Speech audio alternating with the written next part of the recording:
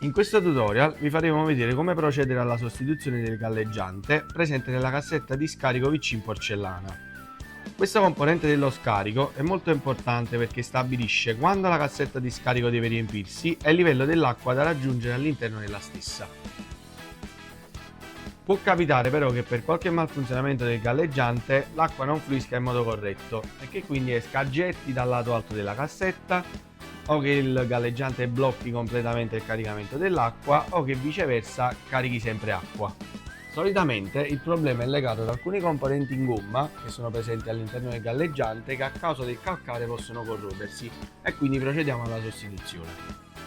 Per prima cosa, come sempre, chiudiamo l'acqua tramite il rubinetto Pingus se presente, altrimenti chiudiamo la mandata dell'acqua generale.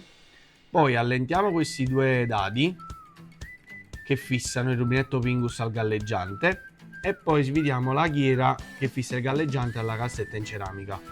Ci facciamo aiutare da una chiave a becco.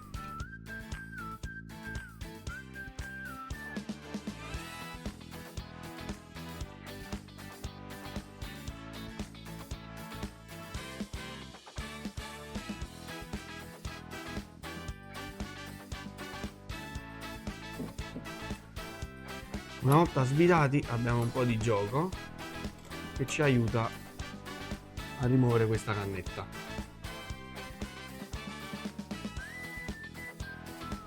Procediamo a svitare la ghiera.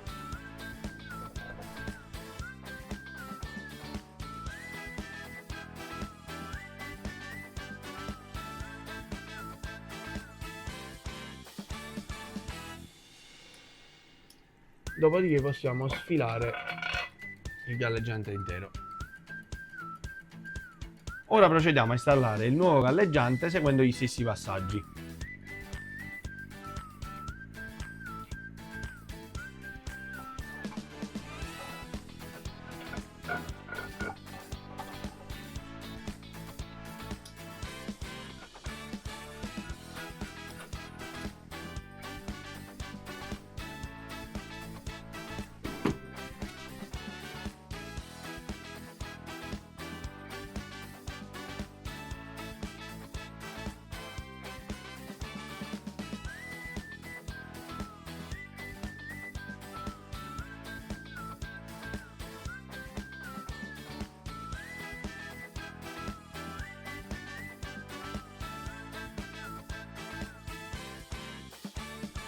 Apriamo l'acqua e il galleggiante è pronto.